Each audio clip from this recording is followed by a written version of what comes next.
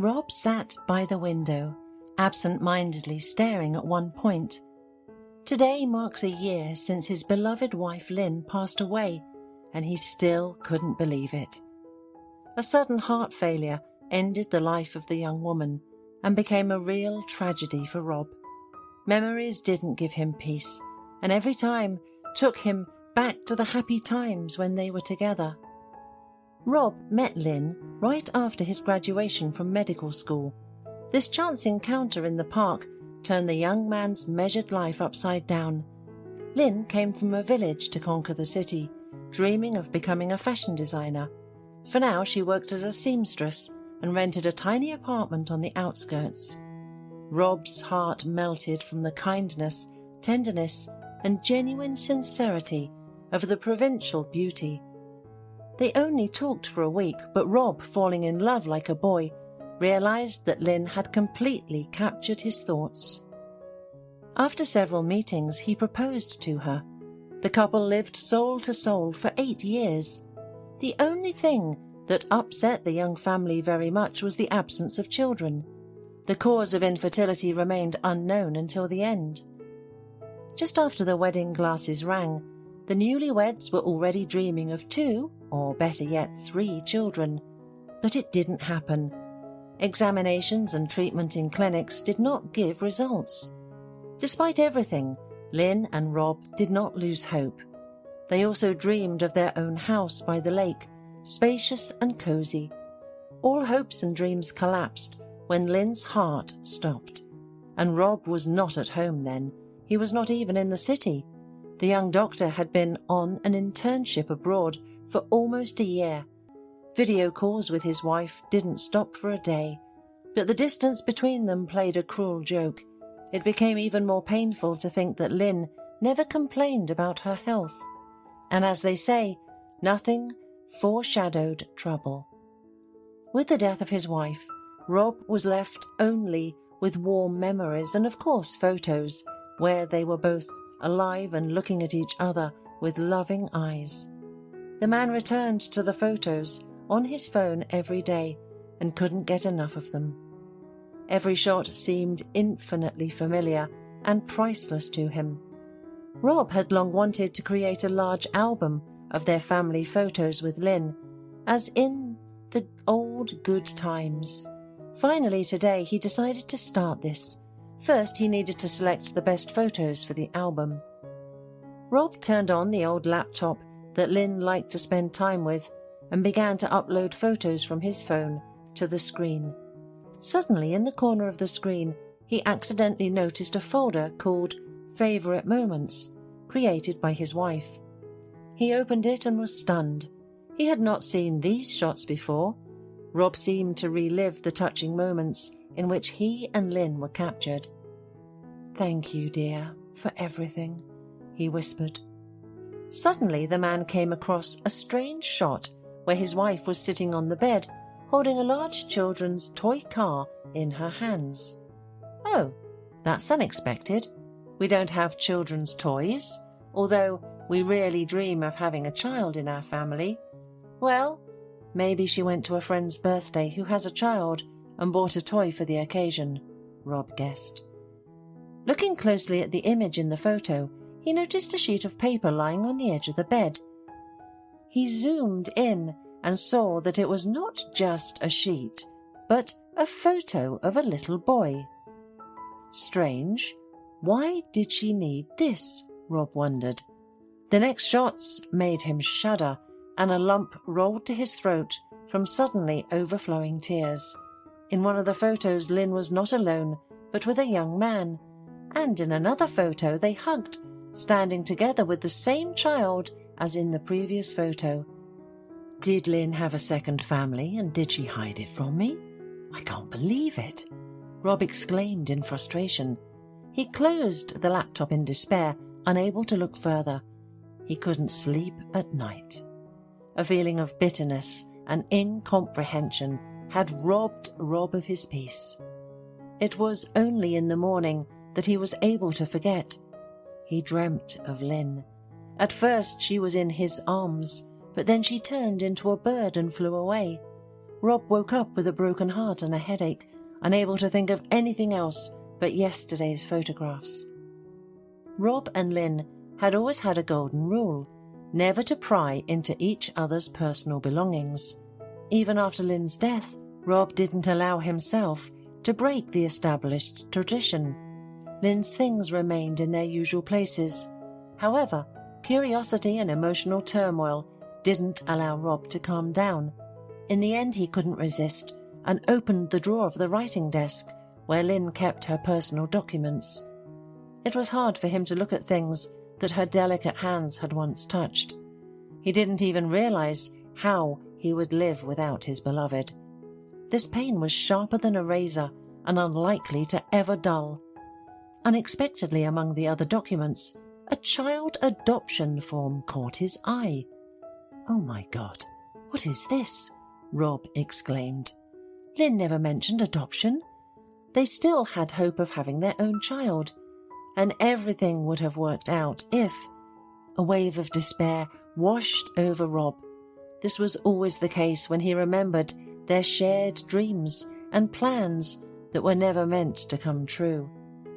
One thing Rob knew for sure was that Lynn would never have made an important decision alone. All questions concerning the two of them were decided together, but something made Lynn sign the adoption form. "What should I do? How difficult it is without you, Lynn, but I must find out everything."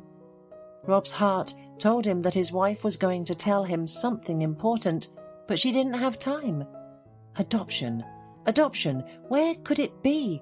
Rob wondered. Well, of course, in an orphanage. This would be our next step with Lynn if the doctors gave us the final verdict that we couldn't have children. The decision to go to the orphanage came lightning fast. The man didn't put it off.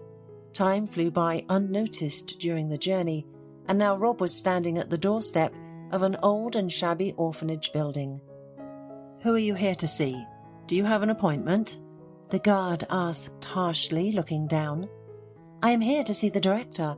I need to talk to her," Rob replied confidently. "Well, I don't know. We're very strict about this, and we don't just let anyone in from the street. But wait a minute, I'll call her on the phone," the guard replied. His sense of responsibility was clearly not in question. "You're lucky you came just in time. Mrs. McGuinness is still here, and she is willing to see you. Go up to the second floor. The director's office is on the left down the corridor." "Hello, how can I help you?" said the middle-aged woman with a pleasant appearance and a very kind smile that could melt any heart. These are the people who should work in an orphanage, Rob thought. "Young man, are you here about adoption? What's your name?" the director asked again, sensing that the visitor didn't know where to start the conversation. "I'm sorry, I was lost in thought. My name is Rob Dewar. Yes, about adoption. That is, not exactly," the man said, becoming flustered again. "Can you tell me if my wife, Lynn Dewar, came to see you last year?" "Let's take a look. We have records of visitors in our archive. I'm afraid I will disappoint you. No, she didn't come. Although many adoptions have been processed in the last year, there was also a refusal to take a child. A strange refusal," Mrs. McGuinness said significantly. "Why strange?" Rob was interested. "Well, because a woman without any explanation gave her own 8-year-old son to the orphanage. Usually we get refusals from maternity hospitals, children from troubled families or children whose parents die or died under different circumstances.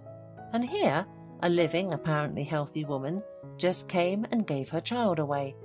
In my practice, it's almost the first time something like this has happened." Yes, how heartless people can be. Rob agreed with her thoughts. Suddenly the door opened and a thin boy ran in. His high-pitched child's voice filled the entire space of the large office.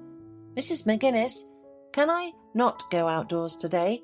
My tutor is making me, but I don't have time. I still need to finish my craft for the competition." As Rob looked at the boy, he felt as if he had been struck by an electric shock. He had seen this child somewhere before, and very recently at that. "Oh my God, Rob realized this is the boy from Lynn's pictures that he was looking at yesterday and came here for. Rob was so lost in thought that he didn't notice the boy approaching him and staring at him with big grey eyes. Suddenly the boy asked, "Are you my dad by any chance?" Rob wasn't expecting such a question and was completely lost, not knowing how to answer. "Cody, go to your room. You can't interfere in adult conversations." "Okay, I'll allow you to skip the daytime walk today." Upon hearing these words, the boy smiled and disappeared behind the door of the office. Don't take it seriously. That's how kids in orphanages are. Regardless of their age, they dream of having a family. They see a dad in every man who comes and a mum in every woman. And this boy is special. He's the child I just told you about. He was placed in an orphanage without explanation. Rob turned pale and froze. He had many questions but no answers. Okay, someone put this child in an orphanage. But what does my wife have to do with it? How do I unravel this mess without you, Lynn? Mrs. McGinnis noticed the paleness and agitation. "What's wrong with you? Would you like some water?" No need, everything's fine. Please tell me, what's the name of the woman who gave Cody away to the orphanage? It's significant for me to know." The director looked at Rob in surprise. She couldn't understand why this strange man had come here and what he wanted to get here. She shouldn't just reveal confidential information to him out of the blue, but Mrs. McGinnis caught herself thinking that she didn't want to refuse him, simply because Rob didn't look happy and there was some inexplicable sadness in his eyes. So Mrs. McGinnis simply nodded in agreement. "Okay, let me check." Found it. The woman who wrote a refusal for Cody is named Judith Rossi. "Judith?" Rob asked incredulously. "Yes? Do you know her?" "No, I don't," he answered immediately, but he lied. Of course he knew Judith Rossi. She was his ex-girlfriend, the one before Lynn. Judith noticed him first in college and fell in love. Rob just got carried away, nothing more. He didn't fall in love with her, and Judith knew that, but didn't want to believe it. She tried every possible way to win the affection of the guy she liked. "Rob, are you busy tonight? Maybe we could go to the theatre or a cafe together. And on weekends we could go to the countryside. There's such a fun group gathering there. What do you think?" At first, Rob waved off Judith like a pesky fly, but one day he got tired of it and agreed to the girl's proposals, just to use her as a remedy for boredom. Then Rob met Lynn, fell madly in love, and completely forgot about Judith. The girl didn't give up without a fight and made many attempts to win Rob back, but all of them were in vain. Rob didn't want to hear anything. When Judith found out that Rob was getting married, she went crazy and shouted after him, "You'll regret it bitterly, and you'll never be happy." A few days later, the girl disappeared from Rob's life. He was very happy about it and immediately forgot about Judith. After all, he had a new life with his beloved Lynn. Now, years later, what happened between him and Judith flashed brightly in his mind, especially her last words. Rob was horrified because they really turned out to be prophetic. He rushed out of the orphanage like he had been scalded. A swarm of thoughts raced through his mind, which he couldn't put together. Lynn's ridiculous death, her photos with Judith's child, whom she gave to the orphanage. Try as he might, Rob couldn't understand or connect the events that had happened. One thing he knew for sure was that he needed to find Judith. Rob was almost certain that she held the key to the solution. Surprisingly, he still remembered Judith's address, tucked away in the corners of his memory. It was easy to find the old 5-story building that he hadn't visited in almost a decade. After a piercingly loud ring, a middle-aged woman opened the door and looked surprised at Rob. "Who are you looking for?" she asked. "Is Judith Rossi here? She used to live here," Rob replied, realizing that the woman in front of him was not Judith. I don't know anyone like that, sorry, the woman replied. However, seeing the desperation on Rob's face, she added, Wait, let me ask my husband. Maybe he knows. Ben, have you heard of Judith Rossi? A male voice came from the depths of the room. Oh, Kate, have you forgotten? We bought this apartment from Judith Rossi about a year ago. And who's asking? Apparently nobody, the woman said, looking after Rob as he ran down the stairs. Outside, Rob sat on a bench and hugged his head, buzzing like a beehive from today's events. Well, that's a dead end. Where do I look for Judith now? And maybe no one needs to be searched for to find out, to dig up the past. Why, Lynn won't come back anyway. Yes, that's exactly what needs to be done, thought Rob. In a depressed mood, he returned home. Earlier, Lynn's cheerful laughter could be heard here, and the house was filled with comfort, warmth, and happiness. And now, what? Emptiness. The grey walls and ceiling pressed on Rob with terrible force. He collapsed weakly on the couch and immediately fell asleep. Lynn appeared in his dream. They were walking toward each other. Lynn was so beautiful in a long sky-blue dress, walking through a field strewn with wild flowers. She took a little boy by the hand. When Lynn reached Rob, she whispered only one word to him. Don't give up. And then the girl disappeared, turning into flowers in the field. Rob woke up immediately and said to himself, I won't give up. I promise. And it seems like I know what to do. He remembered his classmate, Sasha, who had dreamed of working in the police since school, and now he was a detective on especially important cases. That sign was on the door of the office where Rob went, not for service but for friendship. Sasha gathered the necessary information which, to put it mildly, surprised. Instead of the address of Judith's residence, he received information about her death from cancer about a year ago. Around this time, Judith gave her child to an orphanage.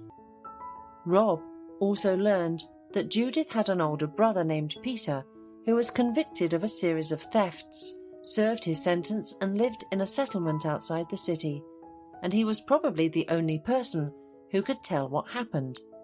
Rob had no doubts about whether to go to Peter or not. The decision came on its own. He just took a ticket on the nearest train and went to the village. Peter's house was solid and strong, with a red roof, standing out from a row of identical grey houses. Rob stopped near the entrance to the house and looked at it curiously. Do you like it? A rough masculine voice was heard behind Rob. I built it all with my own hands. Rob turned around and saw an unshaven, casually dressed man who did not look very friendly. What are you standing there for, shifting from foot to foot? Come into the house if you've come, he said.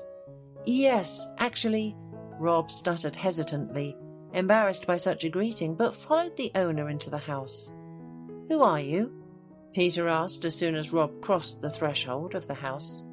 I'm Rob. Who? Peter rudely interrupted him. So you're the one who ruined my sister's life. You deceived the girl and left her. And you framed your wife, Lynn. I wanted to hate her at first, but I couldn't. She turned out to be a good person, but she didn't get what she deserved. And now, what brings you here? Do you want to mess with me? Of course you're happy with your life. You bathe in happiness, and I'm all alone, with a certificate from prison. No mother, no father, not even a sister. Get out of here. I have no happiness. I had it, but now it's gone. Lynn died. Rob cried out in a strained voice. How did she die? Did Judith's curse work? And where is Cody? Peter turned sharply. Rob's face changed at these words. Which curse? What Cody? What are you even talking about? Peter looked puzzled at Rob. Lynn didn't tell you anything, right? Maybe she didn't have time. Let's go to the kitchen, pour some drinks and talk, Peter said. I don't drink, Rob refused. It's okay. Today you will, insisted the man. If they didn't tell you, then I will. I'll open your eyes so that life doesn't seem so rosy. Judith messed up a lot and drove herself to the grave, but you're still guilty of everything." Peter emptied his glass of whiskey, bit into a piece of black bread and continued. "When you left Judith, she completely lost it. She found a black magician and asked him to curse your family. She believed in this nonsense so much. She didn't want you to have children and dreamed of getting rid of your wife to take her place. She gave all her money to this charlatan. She even had to sell the car and take out loans. But it didn't bring her any happiness. She realized she was pregnant after your affair. She struggled penny by penny and worked as a cleaner and a janitor. I was in prison all that time, doing time, and couldn't help her in any way. I paced like a caged tiger, unable to escape." Rob listened, sometimes paling and sometimes blushing, and he couldn't believe that this was happening to him. Apparently the curse worked. They had no children with Lynn, and Lynn died suddenly as if someone had cursed her. Tears filled Rob's eyes. He poured whiskey into a glass and drank it in one gulp. "God, why? I didn't promise her anything. And Judith knew I didn't love her," he said. "Is her child really my son?" "Of course he's yours. Judith was faithful. She didn't want to hear about other men. And if you didn't love her, why did you sleep with her and just use her? And when she became unnecessary, you threw her away. That's what you got for everything." Seeing Rob's terrible condition, Peter added, "When Judith tried to punish you, she also punished herself. Suddenly she got sick and it turned out to be cancer. According to the doctor's prognosis, she had 3 months to live, but she lived for 6. We have no relatives, so not wanting to leave the child at the mercy of fate, Judith gave him to the orphanage. But her conscience ate her up. It's not godly to get rid of a child with a living father. At the last moment, she went and told everything to your wife." Suddenly, even Peter had a tear running down his cheek. "I was a week late. I was released, but I came not to her but to her grave. I was terribly sorry that my sister gave her child to the orphanage. But Lynn promised that everything would change soon. She was kind and compassionate, like an angel coming down from heaven. She said that as soon as you arrived from abroad, you would take your son. I arranged it and picked him up from the orphanage a couple of times on weekends. We walked in the park together. Cody was crazy about Lynn, and now there's no Lynn. The angel has flown away. Don't torture yourself, Peter. Thank you for everything." Rob couldn't listen any more. Sharp pain pierced his heart and soul, a wound that couldn't be drowned out with vodka. It was like a bleeding wound. It healed with a thin crust and then flared up again with renewed force. Rob didn't remember how he got home. The shower brought him back to his senses. Its cold streams refreshed not only his body but also his thoughts. He still didn't know and couldn't imagine how his future life would turn out. But of one thing Rob was sure. He would take his son from the orphanage and raise him properly. That's what he wanted, and that's what Lynn wanted. Today he dreamed of his beloved again, but for the first time it was a happy dream. They walked together holding hands and smiling at each other. The next day Rob returned to the orphanage to see his son. "Cody," he called out to the boy, who was standing alone in the hallway by the window. The boy turned around and ran up to him. "I knew you'd come back, Daddy." The child's admission was the greatest reward Rob could ask for. He hugged his son tightly, and the boy hugged him so tightly that it seemed impossible to let go. So, we'll live, Rob thought. Hola, suscríbete a Historias Vitales para no perderte nuevas historias. Mi esposa había estado trabajando en su proyecto especial durante 4 meses ahora. No era su proyecto personal, pero ella era la persona principal y responsable de su éxito. El proyecto estaba diseñado para salvar a su empresa, Bixler Enterprises. Los últimos 4 meses habían sido difíciles porque se vio obligada a trabajar duro. Era importante tanto para ella como para la empresa. Había una buena posibilidad de que Bixler Enterprises quebrara si el proyecto no se completaba. Sara tenía una licenciatura de Albrecht y un MBA de Wharton. Era la más inteligente de la familia. Yo empecé a trabajar como mecánico de autos justo después de la secundaria y después de 21 años seguía siendo mecánico de autos. No me importaba porque me gustaba el trabajo y pagaba bien. Era suficiente para pagar la universidad de Sara y criar a 2 hijos. No vivíamos lujosamente, pero estábamos bien.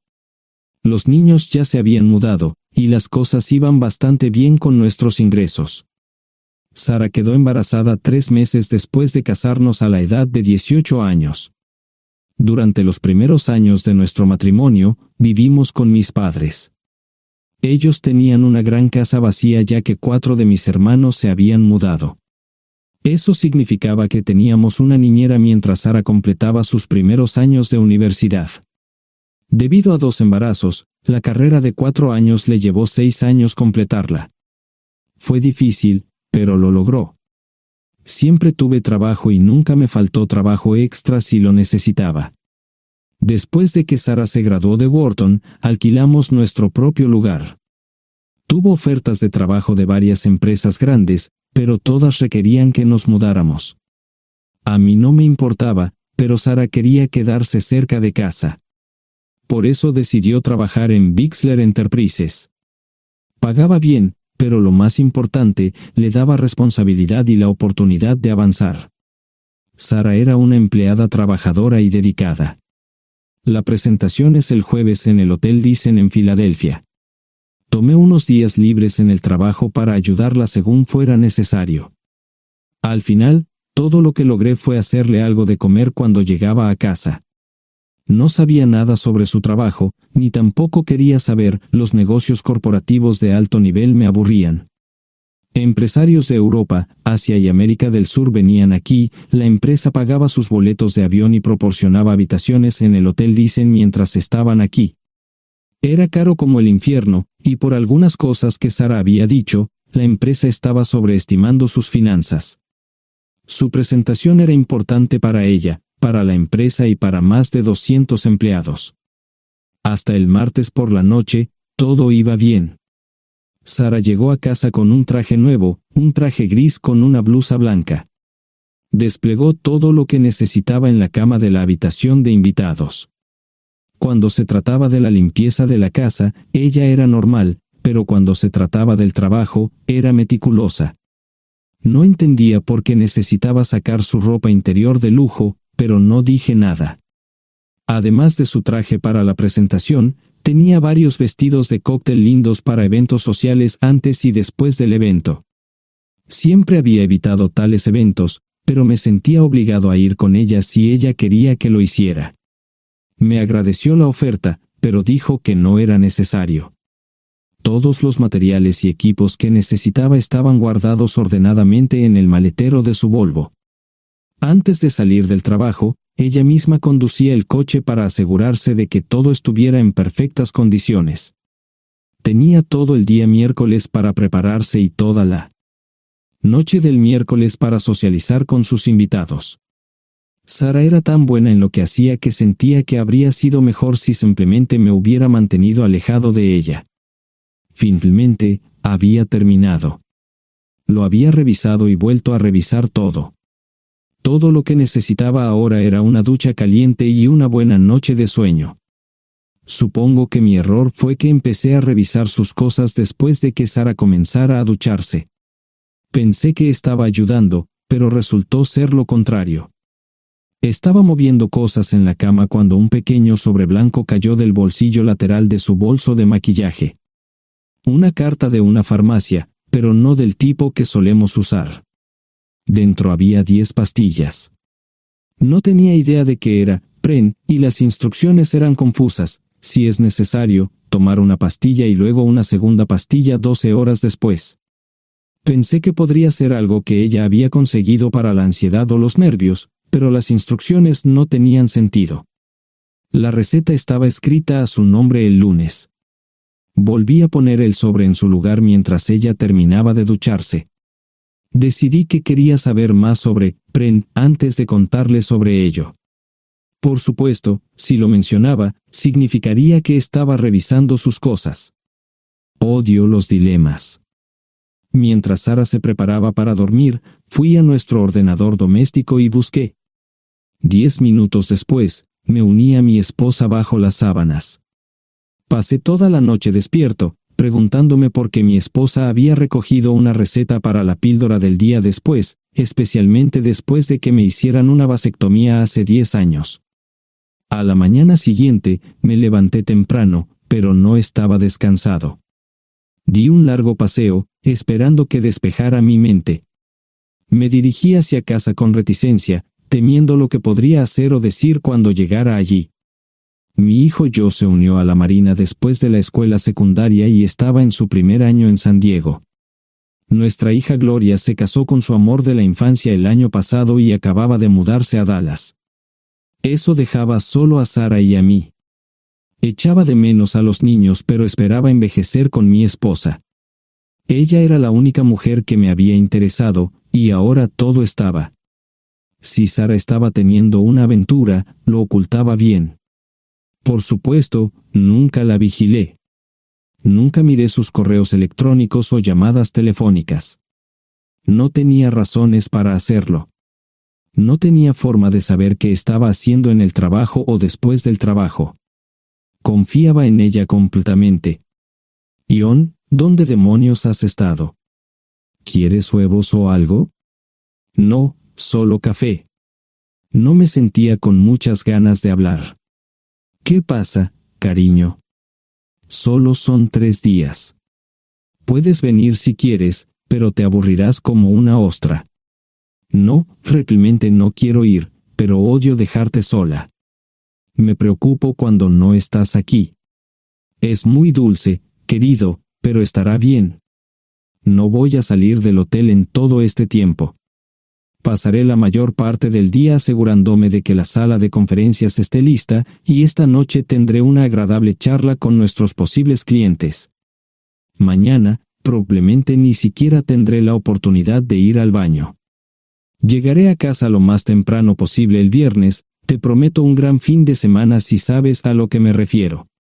Todo eso suena bien, pero no puedes culparme por preocuparme. Soy un mecánico de autos, y tengo una esposa hermosa y exitosa. A veces tengo la sensación de que estás menos interesada en mejorar nuestra situación familiar que en avanzar en tu carrera. Detente, maldita sea, Ion. Siempre he respetado lo que haces para ganarte la vida y nunca he insinuado lo contrario. Criaste a 2 grandes niños y me pusiste a través de la universidad. Eres un gran esposo, un gran padre y un buen proveedor, y nunca olvides eso. Terminé mi café mientras ella recogía la mesa. ¿Quieres que te llame? No, no es una buena idea. Tendré el móvil apagado, y voy a apagar el teléfono de la habitación por la noche para poder dormir. Te llamaré siempre que pueda. La ayudé a cargar el coche, era tan meticulosa con eso como con todo lo demás. Trabajando, le llevaría 3 horas llegar al Hotel Dicen. Me quedé en el porche y la vi marcharse. No me molesté en preguntarle por las pastillas. Pasé el resto de la mañana en el porche. No recuerdo haberme preocupado tanto como ahora. Me sentía pequeño e insignificante. Me sentía fuera de mi liga. Era un tipo de pueblo con un trabajo mediocre y una esposa exitosa. Era una combinación equivocada. Debería haberlo notado antes. Me sentía estúpido. El mejor traje que tenía era una chaqueta azul y un par de pantalones. Al menos tenía algunas corbatas, aunque tenían 10 años de antigüedad. Acababa de terminar de vestirme cuando sonó el teléfono fijo. Oye, cariño, solo quería avisarte de que llegué bien. ¿Tuviste un buen viaje? Supongo que el tráfico no estaba demasiado denso. Estuvo bien. Te llamaré esta noche. Ahora tengo que irme. Estoy en la habitación 714, Sara. Puedo estar en casa de mis padres o en la de mis hermanos esta noche si quieres llamarme a mi móvil. De acuerdo. Suena el teléfono móvil. Te quiero, tengo que irme. Me tomé mi tiempo para llegar a Filadelfia. No fui directo al Listen, primero me detuve y compré un filete con queso. Prometí hacer una larga noche. No estaba seguro de qué iba a hacer. Estacioné en el garaje del hotel y simplemente esperé. Tarde o temprano, tenía que entrar en el hotel. Simplemente no podía decidir cuándo hacerlo. El sonido de mi teléfono celular me ayudó a tomar mi decisión. Ion, solo quería avisarte de que todo se ha arreglado. Ahora voy a bajar para encontrarme con algunas personas y cenar. No olvidaste nada, ¿verdad? No, todo está bien. Tengo todo en mi habitación para mañana. ¿Necesitas algo? No, Ion, relájate. Voy a apagar mi teléfono. Te llamaré mañana por la mañana. ¿De acuerdo? Ríe, diviértete. No es divertido, Ion, es trabajo. No parecía estar demasiado fuera de lugar. El vestíbulo, el restaurante y las salas de conferencias estaban llenos de gente, así que pude pasar desapercibido. Había un folleto pequeño y bonito que mostraba el diseño de todas las habitaciones del hotel. Me paseé por las diferentes habitaciones y me detuve en las paredes, mirando alrededor entre la multitud. No tenía ni idea de qué haría si Sara me veía. Lo averiguaría si y cuando eso sucediera. Encontré un tablero de eventos que enumeraba todas las habitaciones que estaban siendo utilizadas por los diversos grupos. Bixler Enterprises no tenía habitaciones disponibles para el miércoles por la noche. Esto me pareció interesante. Sara había dicho que no iba a salir del hotel, pero ahora no estaba tan seguro de eso. Había 3 comedores, familiar, informal y de alta cocina. A Sara no le gustaba mucho cenar con niños, así que fui primero al comedor informal. Solo me llevó 5 minutos asegurarme de que no estaba allí. Tuve mejor suerte en el salón gourmet, era una acogedora mesita encajada en la esquina, el tipo de mesa que la gente reserva para tener un encuentro privado. Sara llevaba un vestido de cóctel negro con un escote pronunciado y perlas, se veía elegante y su acompañante parecía apreciarlo. Conocía a algunas personas con las que trabajaba Sara, y él no era una de ellas. Me resultaba familiar, pero no había forma de que pudiera recordarlo. Había muchas sillas libres, así que no tuve problemas para cruzar la sala. Había velas y pequeños candelabros de cristal en las mesas. Apagué la mía y le dije al camarero que me molestaba por el glaucoma. Pedí el plato de pollo de siempre y me acomodé. El camarero me sirvió el café por tercera vez. Disculpe, el tipo en la mesa de enfrente me parece muy familiar. ¿Sabes quién es? Sí, ese es Malcolm Eugene Foote. Es miembro del Consejo Municipal, se espera que se postule para el Congreso en los próximos años. ¿Es esa su esposa con él? Es muy bonita. No, esta es la primera vez que la veo. Siempre usa esa mesa para señoras especiales, si me entiende. Simplemente le sonreí y pedí la cuenta. Nunca había visto a Sara tan sensual con un hombre antes. Parecía captar cada palabra que decía, como si fuera Dios o algo así. No estaban haciendo nada inapropiado, pero tampoco era platónico ni profesional. Cuando me fui, estaban terminando su segunda botella de vino. Ahora entendía por qué se había llevado su lencería elegante. Me acomodé en una esquina del vestíbulo para que no me vieran. 10 minutos después, salieron del restaurante. Ella le tomaba la mano mientras caminaban por el vestíbulo hacia el ascensor. Observé cuidadosamente los indicadores de piso, que el ascensor se detuviera en el tercer piso era una buena señal, significaba que no lo había llevado a su habitación. Era una mala señal cuando el ascensor no llegaba al 7º piso, significaba que ella fue a su habitación. Por si acaso me equivocaba en algo, me senté en el vestíbulo y observé el ascensor durante 1 hora. La gente entraba y salía, pero Sara no estaba entre ellos. Saqué mi maleta vacía del coche y me dirigí al mostrador de recepción. Aunque podía demostrar que era su esposo, me costó trabajo conseguir una tarjeta llave. Se dieron después de llamar a la habitación, pero nadie respondió. Finalmente, estaba en camino a la habitación 714 con la tarjeta llave. Ni siquiera encendí las luces al principio, simplemente me senté en la oscuridad de la habitación durante más de una hora. No fue difícil asegurarme de que no regresara a la habitación. Primero, empacé todas sus ropas y pertenencias personales. No dejé nada atrás. Revisé el paquete de Preven, todavía quedaban 10 pastillas en el tocador. De manera muy ordenada, estaban todos los artículos que necesitaría para su presentación al día siguiente. Comencé a llenar la maleta. Había 24 carpetas promocionales especialmente encuadernadas y otras 20 carpetas regulares, todas ellas fueron a la maleta. Un proyector digital fue lo siguiente, seguido de una computadora portátil. Tomé su bolso y su celular, que había dejado en la habitación. Todo lo que tenía consigo era un bolso de mano y probablemente un tubo de lápiz labial. Di una vuelta por la habitación tan cuidadosamente como lo hizo ella para asegurarme de no perder nada. Una vez satisfecho, dejé las llaves del coche y mi anillo de bodas en el tocador. Aparte de esos dos objetos, la habitación estaba completamente vacía. El ascensor se dirigió directamente al estacionamiento, no tuve problemas para llevar 2 maletas, y 20 minutos después, estaba en la autopista rumbo al norte. Pasaban las 3 de la madrugada, no tenía idea de que había pasado tanto tiempo. 1 hora o 2 después, sonó mi teléfono celular, la identificación de llamadas mostraba el número del Listen. ¿Ion? Sí, ¿dónde estás? Estaré en casa pronto. Eso fue todo lo que dije. Hubo silencio en el otro extremo de la línea. Los vendedores tienen un viejo dicho, el primero que habla pierde. Pareció una eternidad antes de que ella hablara. Ion, lo siento. No preguntó nada y simplemente colgó. Apagué mi teléfono, era obvio que había regresado a su habitación.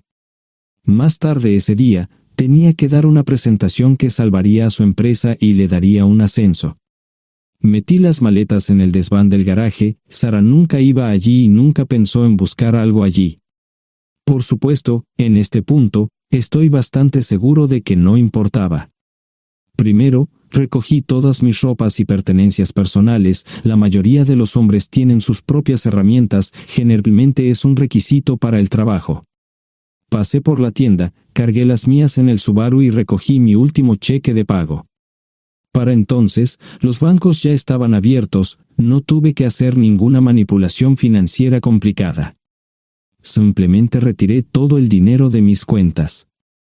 Almorcé en Hagerstown, Maryland. Tenía suficiente dinero para vivir durante unos años, pero sabía que estaría buscando trabajo muy pronto. Sara y yo éramos parecidos en eso de que a ambos nos encantaba trabajar. La voy a extrañar. Pasé un par de horas en las cuevas del Uray y alquilé una habitación cerca de Whitewell. No tenía idea de qué iba a hacer. Era sábado, y me encontré sentado en el acuario de Chattanooga, observando la naturaleza que nunca había visto antes. Pasé unas horas simplemente relajándome y decidí que era un buen lugar para estar. Compré un pase anual para el acuario y, para la hora de la cena, tenía un lugar donde quedarme. Era un remolque móvil en el parque, pero estaba amueblado y era económico. No necesitaba mucho. La primera cosa que haría el lunes por la mañana sería conseguir un trabajo. Un buen hombre de mantenimiento siempre puede conseguir un trabajo, especialmente si está dispuesto a trabajar duro. Podría permanecer discreto hasta que fuera el momento de renovar mi licencia de conducir o las etiquetas del coche. Me preocuparé por eso cuando llegue el momento. El domingo por la tarde, llamé a Gloria. Me sentí obligado a informarle sobre lo que estaba sucediendo, pero Sara ya se lo había contado. Fue bastante franca con Gloria sobre lo que había pasado. Dijo que había engañado, que la sorprendí, que me fui y que ella perdió su trabajo. Me sentí mal porque ella perdió su trabajo, pero ese era el precio que tenía que pagar. Le pedí a Gloria que le dijera a Josh lo que estaba sucediendo la próxima vez que hablara con él. También le dije que la llamaría aproximadamente una vez al mes para verificar cómo iban las cosas. No le dije dónde estaba. Para el mediodía del día siguiente, tenía un trabajo. En realidad, estaba a poca distancia del parque de remolques, con el Waffle House a mitad de camino. ¿Qué más podría querer un hombre? No sé cómo manejaron el papeleo, pero me estaban pagando $20 por hora sin hacer preguntas. Estaba feliz, y ellos también. Ni siquiera tendría que tocar el dinero que traje conmigo. Unos 2 meses después, Gloria me informó que Sara se había mudado de la casa y estaba viviendo con sus padres. Gloria no sabía nada más, pero estaba feliz de que estuviera estable y le estuviera yendo bien. Josh me llamó desde San Diego solo para informarme que iba a hacer un crucero. Era técnico en aviónica en un portaaviones, intentó explicar qué hacía exactamente, pero estaba más allá de mi comprensión. Nunca supe mucho sobre cosas técnicas. Ambos tuvieron cuidado de no decir nada malo sobre su madre, aprecié eso. Después de eso, todo siguió como siempre. Comencé a hablar con Gloria al menos semanalmente, Josh y yo comenzamos a enviar correos electrónicos regularmente. Gloria hablaba regularmente con Sara, pero decía muy poco sobre lo que estaba haciendo o dónde estaba. Nunca presenté la solicitud de divorcio, y parece que Sara tampoco lo hizo. Tengo una licencia de conducir de Tennessee y las etiquetas en el Subaru. Comencé a frecuentar un bar local un par de veces al mes y tuve encuentros casuales, 2 mujeres se alternaban como mis compañeras nocturnas regulares. No buscaban compromisos, y yo tampoco, parecía funcionar bien para todos nosotros. La vida era buena. Eso fue hace mucho tiempo, y gradualmente olvidé a Sara. Con el tiempo, el Subaru comenzó a darme problemas, había olvidado cuánto tiempo había pasado. Tenía más de 200,000 millas. Estaba reflexionando sobre esto con una jarra de cerveza un día cuando me di cuenta de que habían pasado casi 5 años desde que me fui de casa. Mantuve un contacto cercano con ambos hijos, Gloria ya tenía 2 hijos propios en este momento y quería que los visitara. Josh casi se casó con una mujer tailandesa, pero en el último momento, se negó. Por lo general, trabajaba 6 días a la semana y usaba el domingo para recuperarme del sábado por la noche, no había ninguna buena razón para que alguien llamara a la puerta de mi remolque a las 6 de la mañana de un viernes. Su grosería fue recompensada por un hombre medio desnudo abriendo la puerta, los calzoncillos del día son repugnantes, y la dama en la puerta, juzgando por la expresión en su rostro, estuvo de acuerdo conmigo. Ella apartó la mirada, pero su compañero no parecía impresionado. Norm habría usado pantalones, pero en un momento como este, los invitados me molestaron. Estamos buscando a John Terrell. No los conozco. Me llamo David Simmons, y esta es mi esposa Mara. Tenemos un problema y esperamos que nos puedas ayudar. Lo siento mucho, no trabajo a altas horas de la noche. Si necesitan algo relacionado con su auto, tendrán que ir a la tienda. Esto provocó varias miradas en blanco y finalmente una respuesta. No tiene nada que ver con tu trabajo, es más un problema personal. ¿Podemos entrar? El interior del remolque lucía desordenado, rara vez tenía invitados, así que rara vez lo limpiaba. Incluso mis novias insistían en que fuéramos a su lugar. Hagan como en su casa, déjenme ponerme los pantalones enseguida. Al entrar en el dormitorio, dejé la puerta abierta solo para mostrarles lo hospitalario que soy. También me puse una camisa. ¿Les gustaría tomar café? Solo tomará unos 10 minutos. Aparté algunas cosas del sofá para que pudieran sentarse, no hubo respuesta a la pregunta del café. Tenemos una hija adoptiva de 4 años y otra de 2 que necesita un trasplante de médula ósea, y esperamos que nos puedas ayudar. Estamos dispuestos a pagarte si es necesario. ¿Con mi médula ósea? No, queremos usarla y estamos dispuestos a compensarte por cualquier inconveniente. Creo que quieren comprarla. Estaba actuando como un listillo, y de repente me di cuenta de ello. Estas personas eran serias, tenían un problema real y estaban buscando ayuda. Lo siento mucho, no quise interrumpir. Por favor, continúen. Nuestra mejor oportunidad de encontrar un donante es un familiar cercano. Eres nuestra mejor esperanza. Mira esto. No quiero ser un grosero, pero creo que se equivocaron de persona. ¿Cuándo nació su hija? Cumplirá 5 años en julio. Marche Simons habló por primera vez, y sonó sincera. Odio ser el portador de malas noticias, pero me hice una vasectomía hace 15 años. No hay forma de que pueda ser su padre. ¿Por qué tu nombre estaba en el certificado de nacimiento? No puedo responder eso, tal vez deberían preguntarle a su madre. Esa afirmación fue recibida con silencio. Sentí pena por estas personas, pero no sabía cómo ayudarles. ¿Cuál es el nombre de la madre? Sarah Lise Terrell. No encontraba las palabras. Tal vez no debería haber tomado esas malditas pastillas de ella, por supuesto, entonces esas personas no tendrían una hija en absoluto. Todo lo que pensaba que había superado el dolor, y aquí está de nuevo, viejos recuerdos de mi esposa teniendo relaciones sexuales con ese maldito político de Filadelfia. Estaba empezando a olvidarlo todo, y ahora estaba de vuelta. Maldita sea. Ahora entiendo y pido disculpas por mi grosería e insensibilidad. Haré todo lo que esté en mi poder para ayudarles. En primer lugar, porque no puede Sara hacerse un trasplante de médula ósea. Médicamente, no puede. ¿Por qué no? Es madre, tiene que ser una donante adecuada. Ella es una donante adecuada, pero está demasiado enferma. Los médicos se negaron siquiera a considerar utilizarla. ¿Enferma de qué? Está muriendo de insuficiencia hepática. Le quedan menos de 6 meses de vida. Esto no tiene sentido. Siempre ha estado perfectamente sana. Además, no creo que un hígado enfermo le impida donar médula ósea. El hospital no aceptará su firma en el formulario de consentimiento. ¿Estás diciendo que hay algo mal en su cabeza? Ambos me miraron en silencio, sabían la respuesta, pero no querían decirlo. En ese momento, no quería que se sintieran aún más incómodos.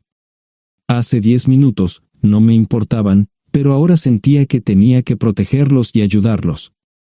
¿Cómo sucedió esto? ¿Podría alguno de mis hijos ayudar? Quizás, pero pensamos que eras nuestra mejor esperanza. ¿Por qué no van tras su padre, su verdadero padre? Pensamos que eras tú. No tenemos ni idea de quién más podría ser. Sara no nos dijo nada sobre otro posible padre. De hecho, ella no estaba en condiciones de explicar nada, agregó Mara. Obtuvimos la mayoría de nuestra información de la agencia de adopción. Tuve que preparar café y hacer pis, permítanme un momento. Dejé a mis invitados sentados mientras preparaba el café. Solo tomó unos minutos. Mientras se preparaba, fui al baño, algo que necesitaba hacer urgentemente. Traté de ser discreto, ya había avergonzado lo suficiente a Mara. ¿Dónde viven? En Westchester, Pensilvania. Les haré una oferta. Si les digo quién es el verdadero padre de su hija, deben prometerme que lo perseguirán sin descanso hasta obtener lo que desean. ¿De qué estás hablando? El padre de su hija es un político prominente en Pensilvania. Por supuesto, negará todo y probablemente les proporcionará documentos legales para detener sus esfuerzos. Si acuerdan presionar lo suficiente para que él admita que la niña es suya, podrán avergonzarlo y obligarlo a hacerse un trasplante de médula ósea. Eso es lo que quieren, ¿verdad? Sí, claro, pero ¿cómo hacemos eso? No lo sé. Soy mecánico. Trabajo con metal para ganarme la vida. Creo que la mejor manera sería utilizar la televisión, la radio y los periódicos. Los políticos harán cualquier cosa para evitar una mala publicidad. ¿Tienen amigos que puedan ayudar? Bueno, ahora ambos estaban sonriendo. Debo haber dicho algo que les dio esperanza. Creo que podemos hacer esto. ¿Quién demonios es él? Malcolm Eugene Foote. Se postula para el Senado de los Estados Unidos. Apuesto a que hará cualquier cosa para evitar una mala publicidad. El café estaba listo, pero David y Marshall no podían esperar para llegar a casa. Antes de irse, les dije cómo ponerse en contacto con Gloria y Josh en caso de que los necesitaran. Estaba seguro de que ayudarían. También les pedí que me dijeran dónde estaba Sarah. Probablemente estaría en Pensacola antes de que ellos regresaran a Westchester. Me corté el pelo y compré una camisa nueva. Sarah era una tramposa que arruinó mi vida, pero aún así quería lucir bien cuando la viera. Era otro remolque, pero esta vez era un bonito doble nuevo. Allí estaba su Volvo con una llanta desinflada y un parabrisas roto. La mujer que abrió la puerta no era Sarah, parecía que la habían empapado fuerte y la habían dejado empapada. Tenía al menos 45, tal vez 50, y debió haber tenido una vida difícil. La falta de maquillaje no ayudaba y simplemente se veía horrible. No tuve la oportunidad de abrir la boca. Caray, si no es John Terrell. Nunca esperé verte aquí. Tuve que usar la vieja línea, me estás poniendo en desventaja. Sherry Hart. Pasa, entra. ¿Quieres una cerveza? No, pero gracias. Estoy aquí para ver a Sarah. Sherry cruzó la habitación y se detuvo en el buffet del comedor. Aquí está, John. Mírala todo lo que quieras. Su mano señalaba una urna de latón que estaba en el centro del buffet vacío. Supongo que llegué demasiado tarde. No me moví, solo me quedé mirando el contenedor frente a mí. ¿Puedo tomar una cerveza ahora? Sarah se mudó a Pensacola después de dar a su bebé en adopción. Compró el remolque con el dinero que recibió de Bixler Enterprises después de que la despidieron. Tenía una participación en las ganancias, 401k, y vacaciones y días de enfermedad. Eventualmente, consiguió un trabajo en una fábrica local de prendas de vestir donde trabajaba en el departamento de envíos. Allí fue donde conoció a Sherry. Sherry alquilaba una habitación de Sarah. Cada centavo que Sarah ganaba iba para el alcohol. Empezó con vino y gradualmente pasó a bebidas más fuertes, las más baratas. Eventualmente, perdió su trabajo debido a su alcoholismo y se vio obligada a usar sus ahorros. Nunca salió con nadie ni salió a ningún lado. Sherry se quedó con ella, pagó sus servicios públicos y compró alimentos que Sarah no comía. Le llevó más de 3 años quitarse la vida. Increíblemente, ella tenía un testamento y me dejó un doble remolque y un Volvo. Sherry explicó que Sarah estaba tan angustiada por lo que había hecho que simplemente se rindió. No intentó evitar el embarazo ni siquiera terminarlo. La adopción se había arreglado meses antes de que naciera el bebé. Nunca volvió a trabajar, excepto en los trabajos clandestinos que hacía mal. Sherry dijo que Sarah no parecía tener ambición ni propósito en la vida. Sarah hablaba mucho de mí pero tenía miedo de intentar contactarme. Gloria le dio mi número, pero nunca me llamó. Era como si su aventura de una noche la hubiera lastimado más a ella que a mí. Estuve allí durante 2 semanas y luego vendí el remolque de Sherry por $1 y obtuve $3,000 por el Volvo. 2 días después, estaba en Westchester visitando a mis nuevos amigos David y Marshall. Malcolm Eugene Foote resistió al principio, pero David y Marshall lo presionaron hasta que cedió. Insistió en pruebas de ADN, que demostraron que era el padre. Para salvar la cara, más o menos lo obligaron a someterse a un trasplante de médula ósea, que fue exitoso. La carrera política y la vida familiar de Malcolm no dejaron una impresión favorable. Su caída en las encuestas fue tan rápida que el partido lo reemplazó por otro candidato unos meses antes de las elecciones. Su esposa solicitó el divorcio y fue muy pública al respecto. Sarah y yo estamos viajando ahora a Dallas para ver a Gloria y a mis nietos. No sé cuánto tiempo mantendré a Sara conmigo, probablemente hasta que tenga a alguien.